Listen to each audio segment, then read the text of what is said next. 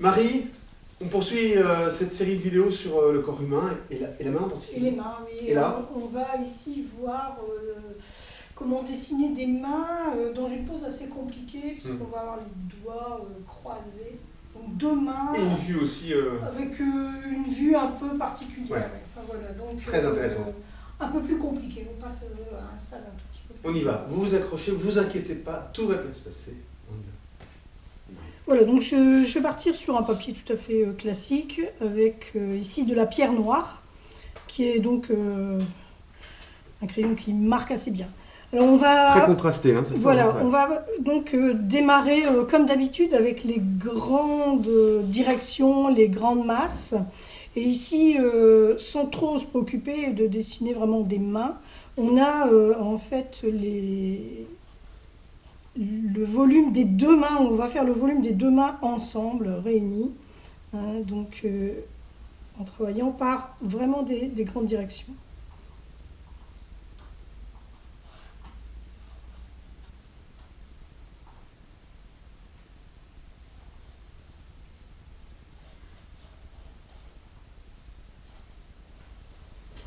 Donc la difficulté ici, c'est qu'on a une main qui est quasiment vue de face et l'autre main qui est complètement raccourcie. Et il va falloir bien faire comprendre les deux mains, en fait.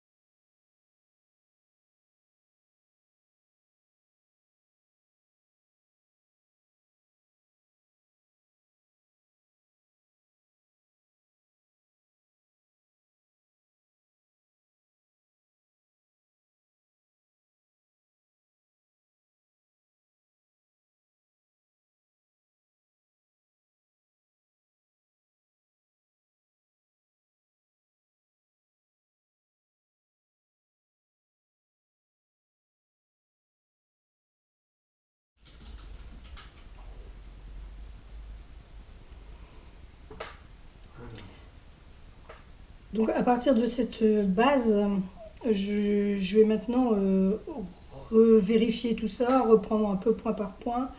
J'ai construit donc les doigts ici de cette main-là, comme ça un peu en éventail.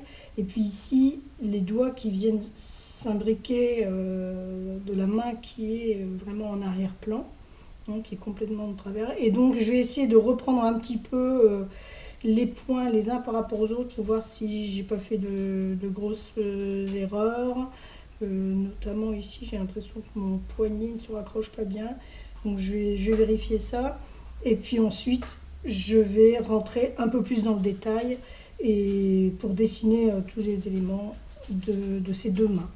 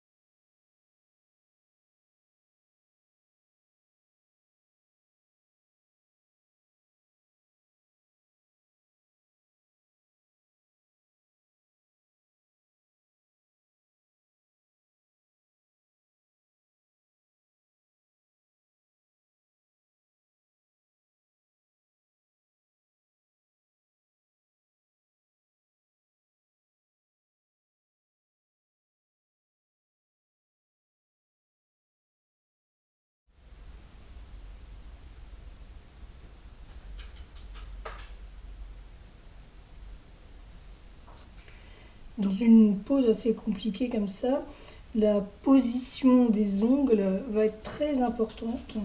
L'angle avec lequel ils vont se tourner, en fait, à chaque ongle est une sorte de forme presque rectangulaire et qui vient se placer en perspective, suivant des perspectives différentes à chaque fois, en fonction de la position du doigt. Et l'orientation de l'ongle va permettre de faire comprendre vraiment l'orientation du doigt. Ici, l'ongle le plus difficile à dessiner peut-être sera celui du pouce, parce qu'en fait, ici on le devine à peine, il est juste là à fleur de pouce, et on le verra vraiment très très écrasé ici. Et il est complètement en raccourci.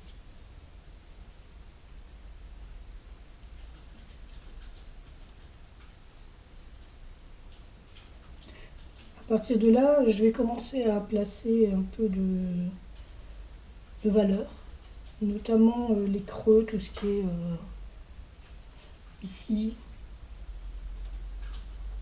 donner du relief à la main.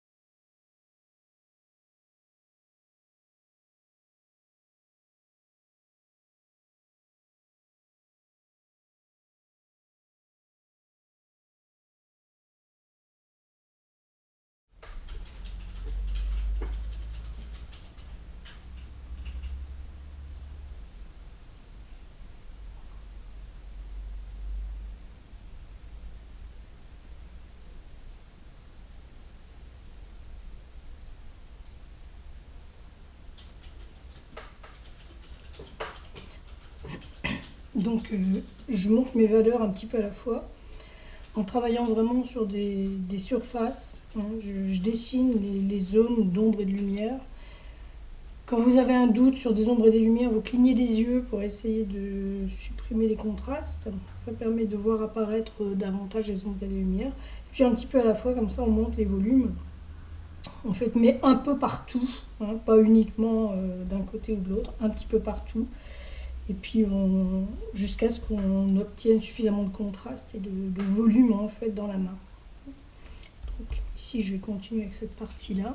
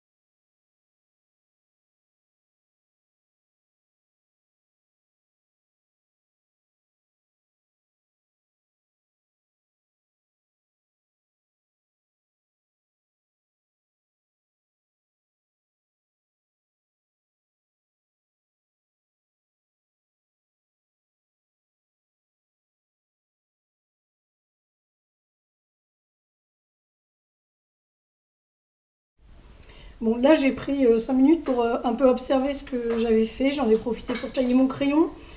Et donc, je vais maintenant finaliser les ombres et les lumières pour encore accentuer cette idée de volume et puis aussi rendre les ombres un petit peu plus douces, un peu plus moins tranchées. Voilà, on va y aller petit à petit. Il faut comme ça avancer petit à petit. Donc ici, je vais mettre une ombre en dessous qui va faire ressortir le pouce, là, hein, ce pouce qu'on doit bien comprendre, en accentuant l'ombre qui est en dessous. Je vais le faire venir en avant. Donc c'est la plupart du temps les zones sombres qui font revenir les parties claires en avant dans la lumière, en fait. Hein.